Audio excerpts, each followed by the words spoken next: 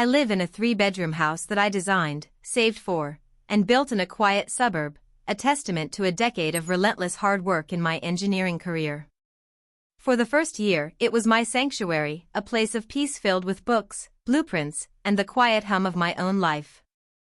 That all changed when I opened my door to my family, thinking I was offering them a temporary safe harbor, only to find out they saw me as a permanent convenience and, worst of all, a freeloader in my own home. Before this story unfolds, I'd love to connect with you. Please let me know in the comments where you're watching from and what time it is in your corner of the world. It's amazing to see how far these stories can travel. The phone call that started it all came on a rainy Tuesday evening. I was curled up on my sofa, reviewing structural plans for a new community center, a project I was incredibly proud of. The caller ID flashed Mom, and I smiled, picking up. That smile didn't last long. My mother, Karen, was hysterical. Through her sobs, she pieced together a story of financial ruin. My father, Mark, a construction foreman for over 40 years, had been laid off. His company was downsizing, and his age and salary made him an easy target. His pension wasn't what they'd expected, their savings were depleted from a few bad investments, and they were behind on their mortgage for the home I grew up in. The bank was threatening foreclosure. "We have nowhere to go, Livia," she cried, her voice cracking with a desperation I'd never heard before. Nowhere. My heart sank. Despite our complicated history, the thought of my parents being homeless was unbearable. My father was a proud, often stubborn man. For him to be in this position must have been crushing. My mother, who had always been the worrier, sounded completely broken. I had the space. The 2 guest bedrooms on the second floor were empty, collecting dust. It seemed like the only logical, compassionate thing to do. "You can stay with me," I said, the words leaving my mouth before I had fully processed their weight. "Stay here until you get back on your feet." The relief in her voice was palpable, a wave of gratitude that momentarily washed away my apprehension. My apprehension, however, was rooted in experience. My relationship with my parents had always been strained. I was the responsible one, the serious child who chose calculus over parties. My younger sister, Jessica, was the star. She was bubbly, beautiful, and effortlessly charming. My parents adored her. While I was studying for my engineering exams, they were funding her attempts to become a social media influencer. While I was saving for a down payment, they were helping her lease a flashy car to maintain her image. Jessica was part of the package deal, of course. She still lived at home, at 27 years old, contributing nothing to their household expenses. So when I offered my parents a place to stay, I knew it meant my sister was coming, too. A week later, a moving truck pulled up to my curb. It wasn't the small truck I expected for a few essential items. It was a full-sized rig, and they brought everything: bulky furniture that didn't fit my home's minimalist aesthetic, boxes of knickknacks, and a palpable sense of entitlement. My father immediately started critiquing the house I'd built. "The archway in the living room is off-center," he declared, squinting. "And these countertops? You should have gone with granite, not quartz. Quartz stains." I bit my tongue. "It's a composite quartz, Dad. It's actually more durable." He just grunted, as if my professional knowledge as an engineer was irrelevant compared to his foreman experience. My mother began trying to rearrange my kitchen, moving my utensils and appliances to places she deemed more sensible. Jessica claimed the larger of the 2 guest rooms, the one with the ensuite bathroom, and immediately began complaining about the Wi-Fi signal. I tried to be patient. I told myself this was a huge adjustment for them. They had lost their home, their pride. They were grieving. So I set some simple, gentle ground rules. "I just ask that you clean up after yourselves, help with groceries when you can, and respect my space and privacy," I said during a family meeting I'd called a few days in. "My office is off limits, please. That's where I work from home." They all nodded, my mother even patting my hand and saying, "Of course, dear." We wouldn't dream of being a burden. The first month was deceptively calm. I worked long hours, and they were mostly preoccupied with settling in. I would come home to the smell of my mom's cooking, a nostalgic comfort that made me believe this could work. My dad tinkered with things around the house, fixing a leaky faucet and patching a small hole in the drywall, which I appreciated. Jessica was mostly in her room, presumably creating content. I paid for all the groceries, covered all the utilities, and never once asked for a cent. I was happy to do it. This was my family, and I was in a position to help. My heart felt heavy with the responsibility, but it was a good kind of heavy.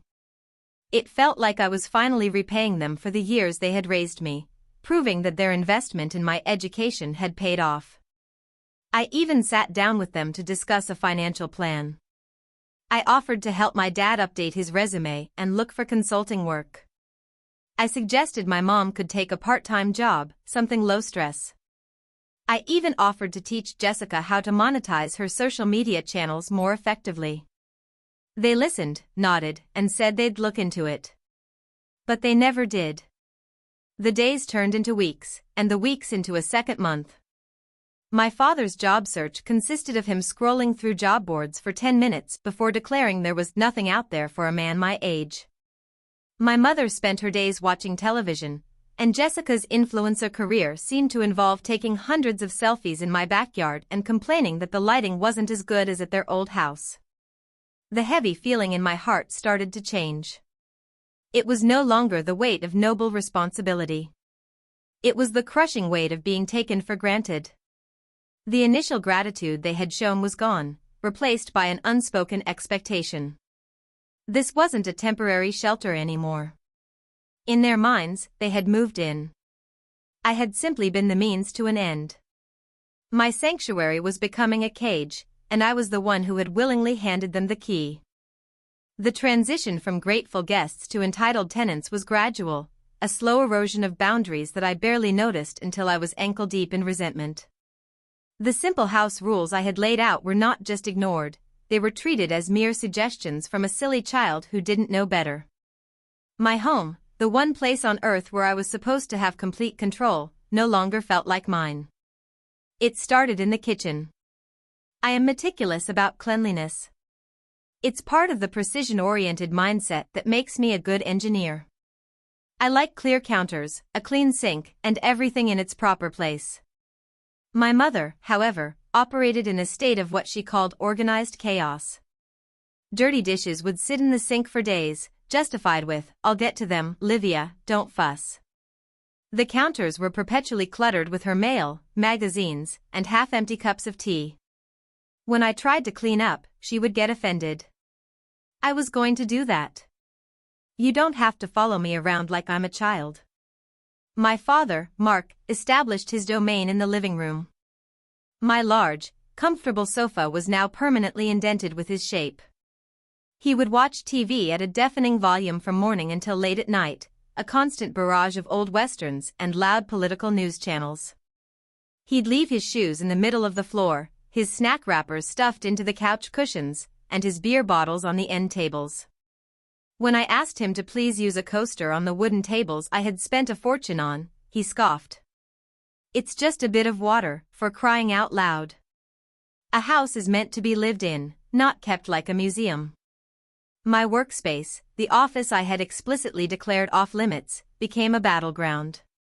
I would be in the middle of a video conference, and Jessica would barge in without knocking, needing to borrow my high-speed scanner for her business. One afternoon, I came back to my desk after a lunch break to find my dad using my work computer.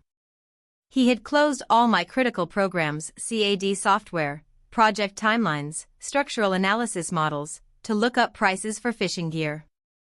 "Dad. What are you doing?" I exclaimed, my voice sharper than I intended. "This is a company laptop." All my work was open.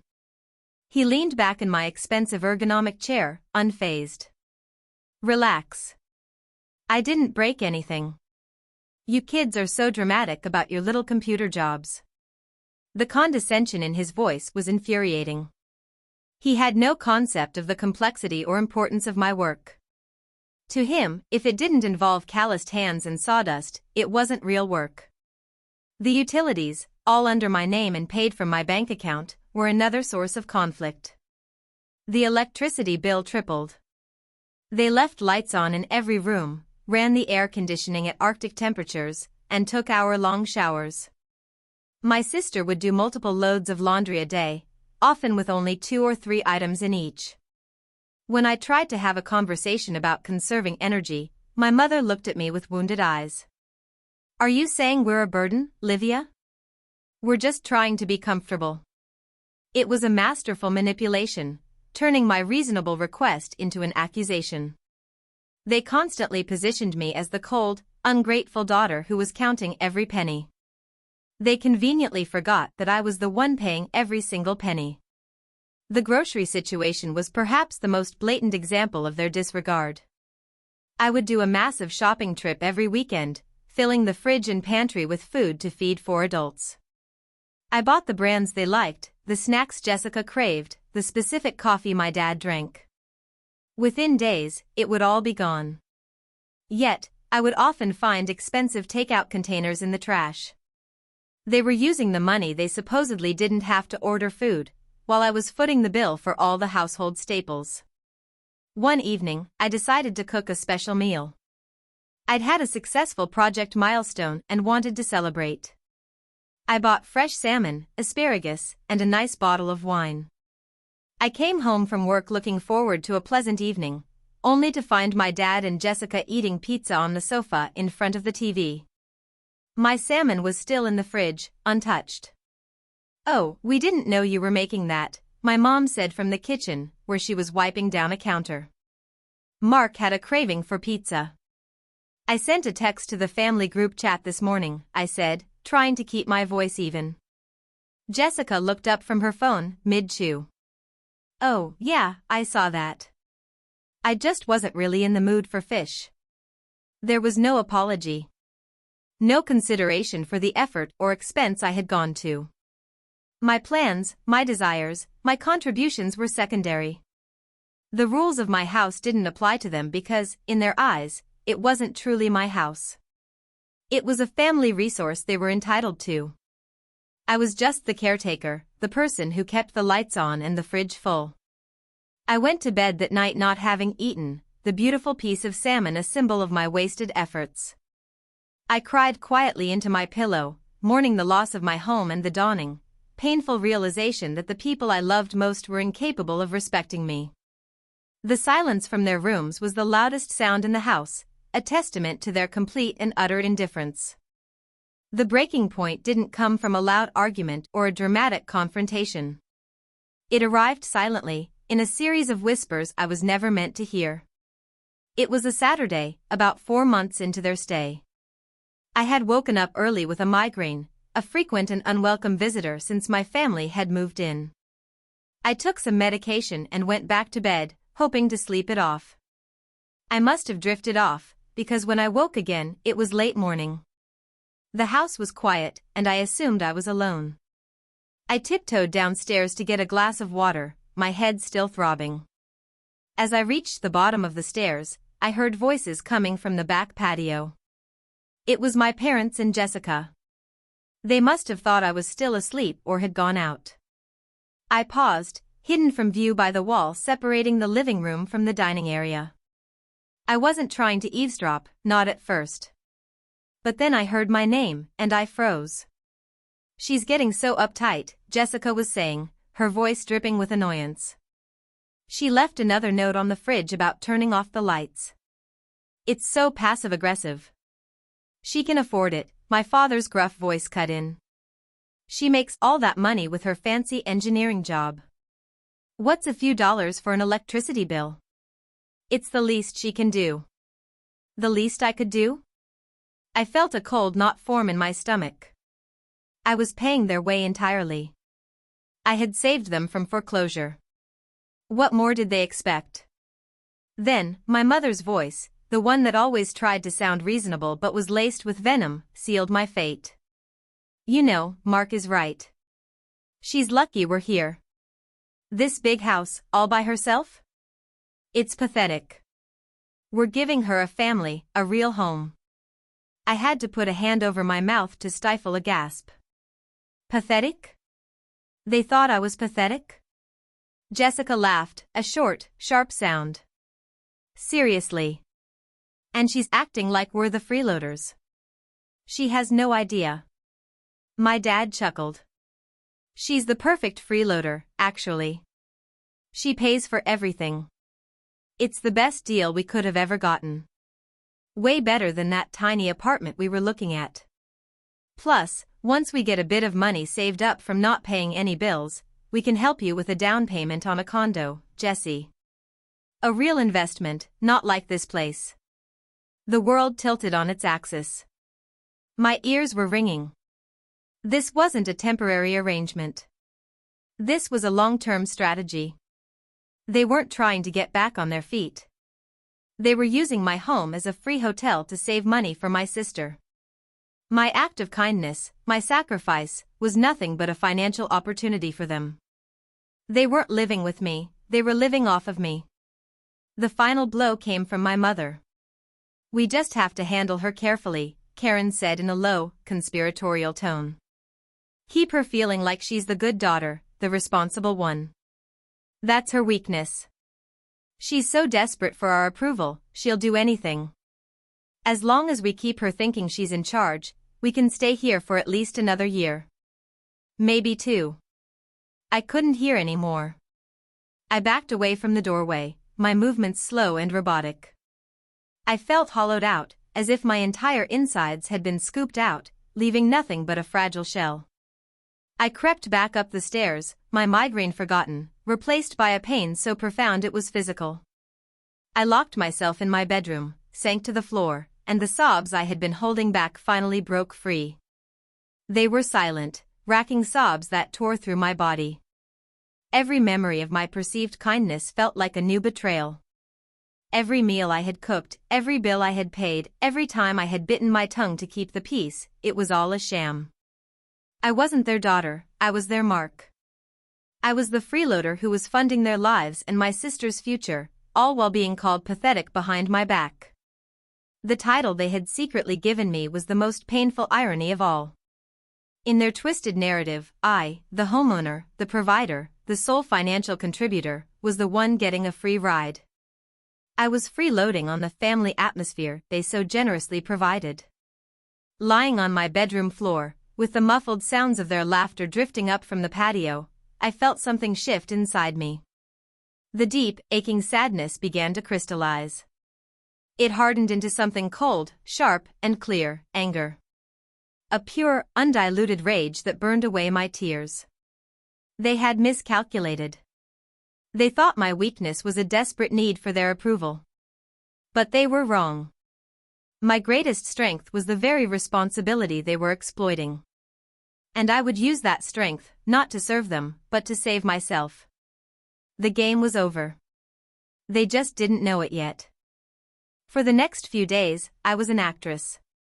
I moved through my own home like a ghost, a polite stranger to the people who had shattered my world. I made small talk. I smiled. I didn't leave any more notes on the fridge. I let them believe their plan was working perfectly, that I was the same dutiful, approval-seeking daughter. But behind the calm facade, my mind was a whirlwind of activity, a complex machine processing data and calculating the next move. The engineer in me had taken over, and my project was now a singular, all-consuming one: Operation Reclaim My Life. My first call was to my best friend, Sarah.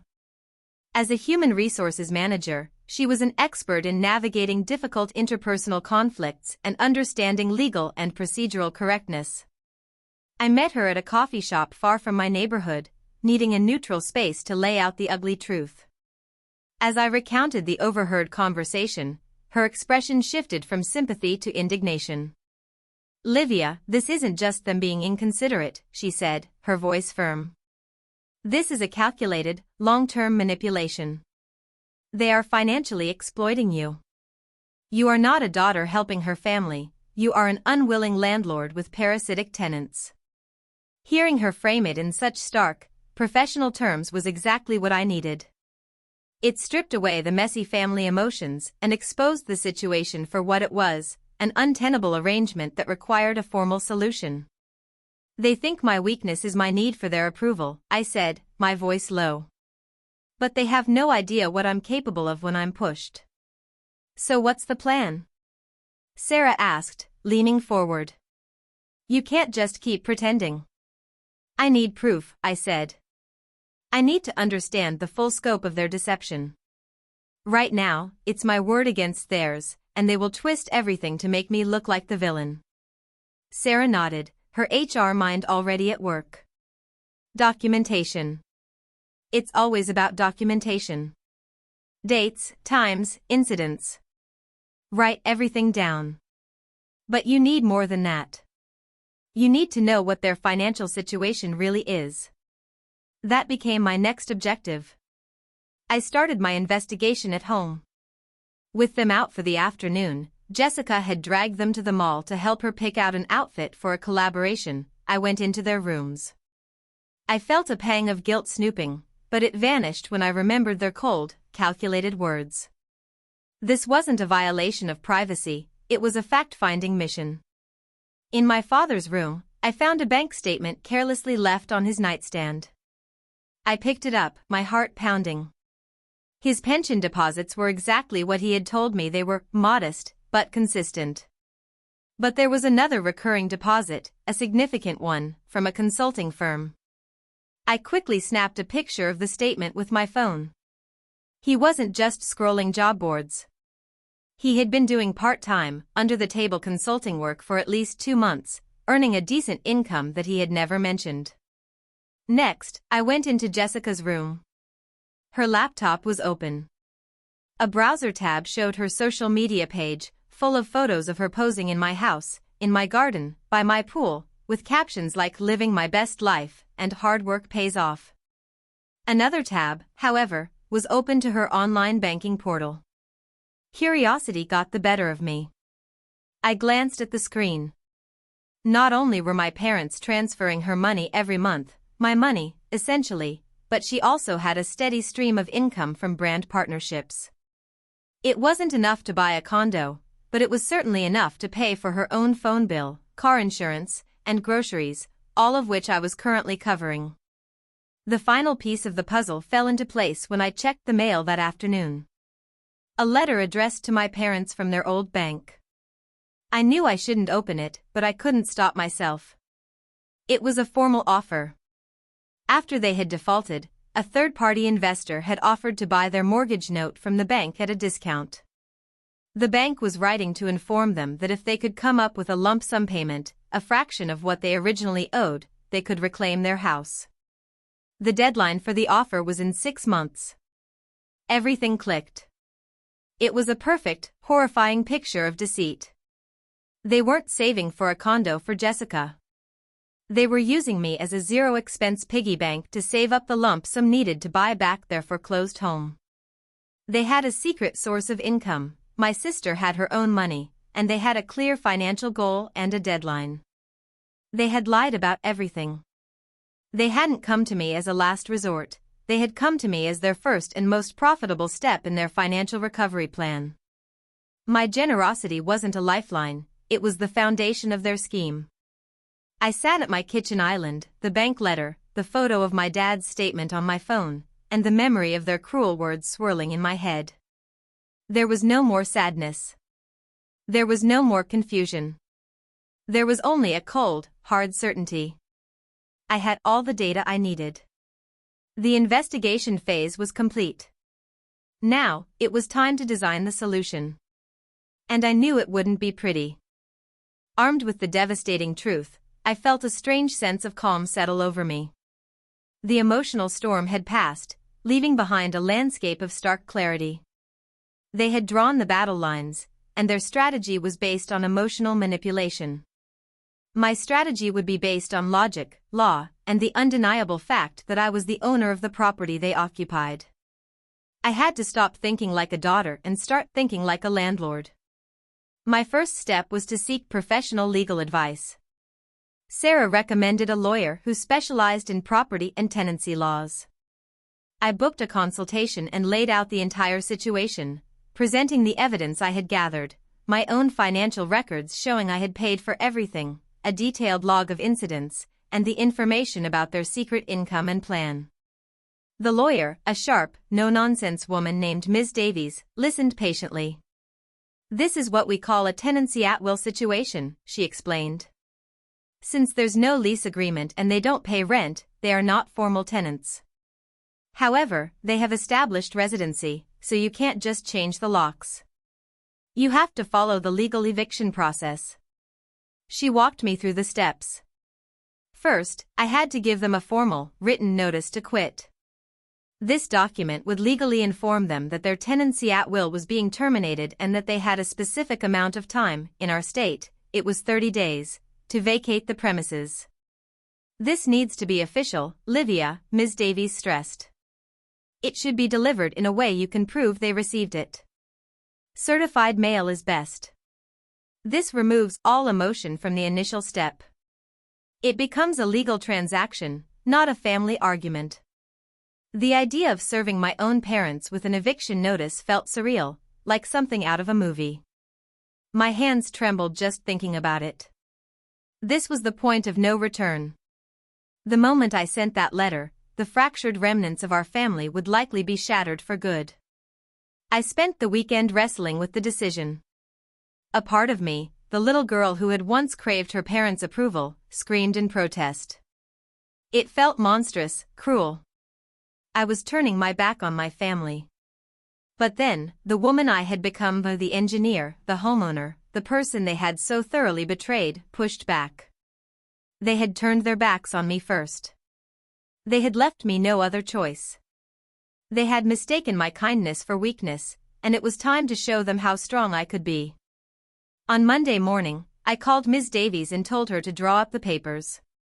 She drafted a formal notice to quit, addressed to Mark, Karen, and Jessica as individual occupants.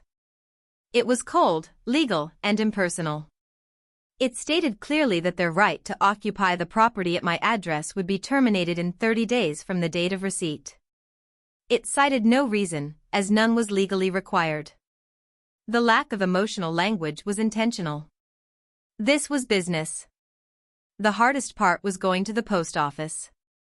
I held the 3 certified letters in my hand, their weight feeling like lead. Each one felt like a final goodbye. I imagined the moment they would receive them, the shock, the confusion, and the inevitable rage that would follow. But I also imagined the peace and quiet of my own home, the feeling of my space being mine again, the freedom from their judgment and deceit. That vision gave me the strength to push the envelopes through the slot. For the next few days, I lived on a knife's edge, waiting for the storm to break. I was polite but distant, keeping conversations short. They were oblivious, continuing their daily routines as if nothing had changed. The certified mail slips were left in our mailbox on a Thursday. My father brought the mail in. I watched from my office window as he stood in the entryway, looking at the 3 slips with a puzzled expression. He, my mother, and my sister would have to go to the post office and sign for their letters. There would be no denying they had received them. The next day, Friday, they must have picked them up, because when I came home from a site visit in the late afternoon, the house was silent. But it was a heavy, charged silence, thick with unspoken fury. All 3 of them were sitting in the living room, the opened letters on the coffee table in front of them like declarations of war. My father was the first to speak, his voice a low, dangerous growl. "What is the meaning of this, Livia?" he asked, holding up the notice.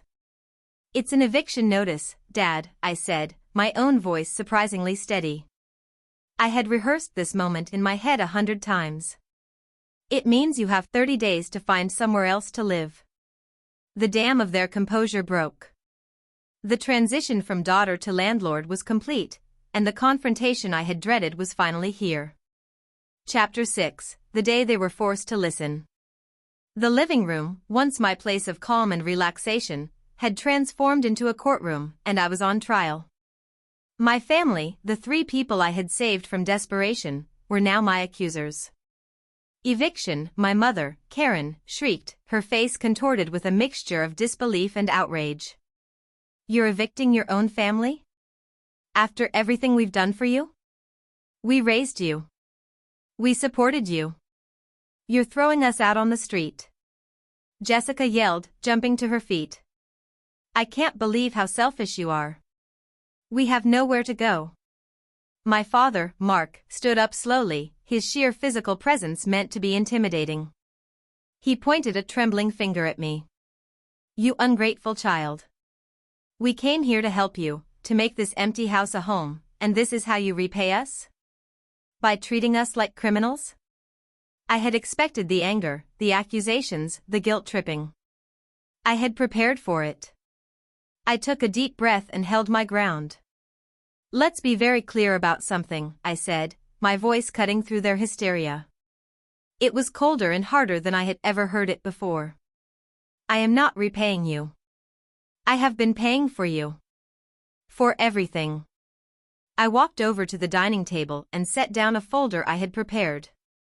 It was my own project file, my documentation. You want to talk about gratitude? Let's talk about facts.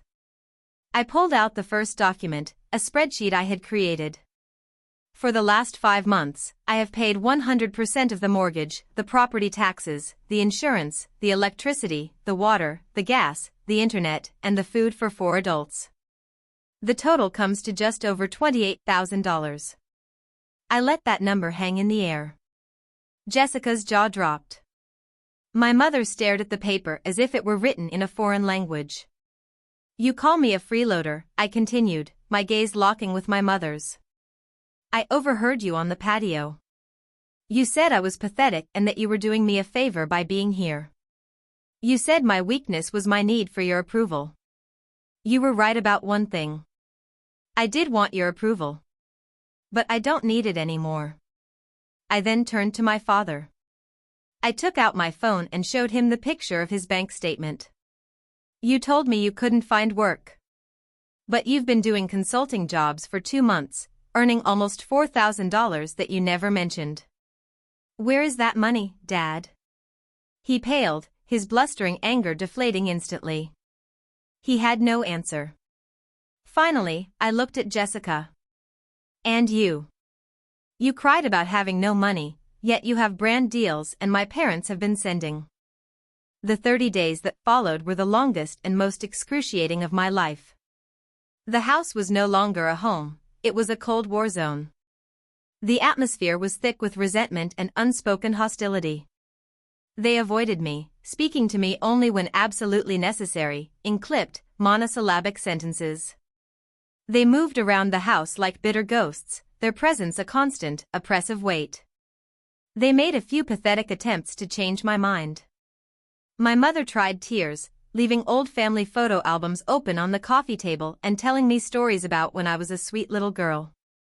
My father tried intimidation, making loud, pointed phone calls to relatives, telling them a horribly twisted version of the story where I was a cold-hearted monster throwing her elderly parents out for no reason.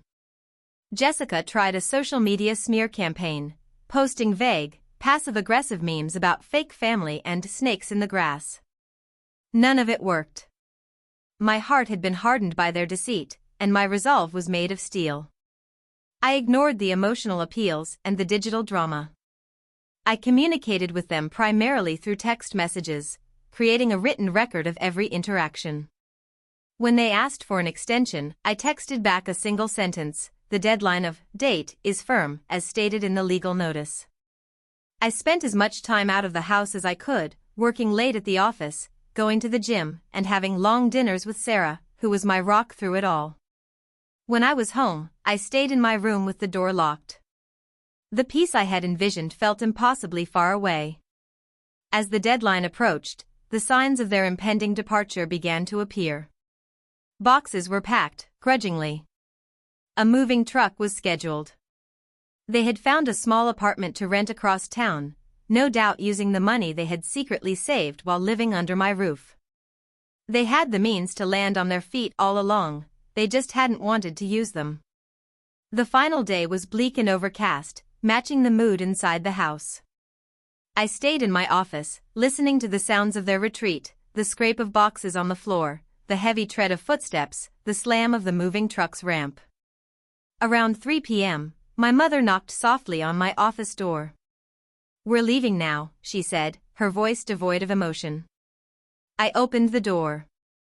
She, my father, and Jessica were standing in the hallway with their purses and jackets. They wouldn't look me in the eye.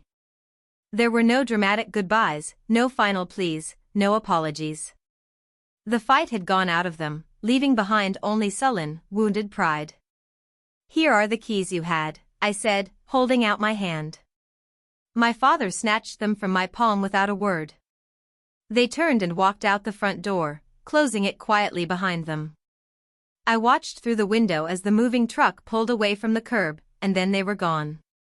The silence they left behind was absolute. It was so profound it felt like a physical presence, pressing in on me. For the first hour, it was unnerving. The house felt huge and empty, haunted by the ghosts of the last 5 months. I walked through the rooms they had occupied. They had left them clean, surprisingly, but they felt tainted. I spent the entire weekend purging my home of their presence. I deep cleaned every room. I moved the furniture back to its original position.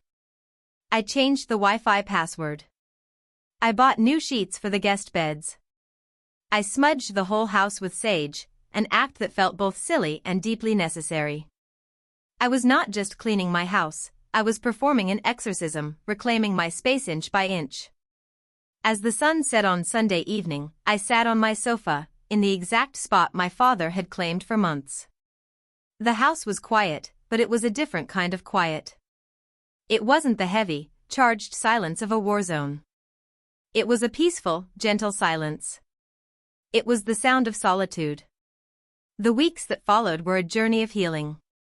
I received angry texts from extended family members who had heard my parents' version of the story.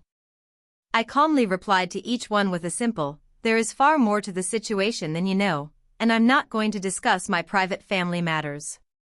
Most of them never texted again. I learned to revel in the small joys of living alone again, walking around my own house in peace, cooking what I wanted to eat, leaving a book on the coffee table and finding it in the same spot the next day. The pain of my family's betrayal didn't disappear overnight. It lingered like a phantom limb, a dull ache that surfaced at unexpected moments. But with each passing day, it lessened. I had lost a family, but I had gained myself back. I realized that my parents were right about one thing: my house had been missing something. But it wasn't them. It was me. It was missing my joy, my peace, my sense of security. The silence I once feared was now my most cherished companion. The solitude was not a sign of a pathetic life, it was the foundation of a stronger self, a self who had learned the hardest lesson of all: sometimes, the most loving thing you can do for yourself is to walk away from the people who refuse to love you back.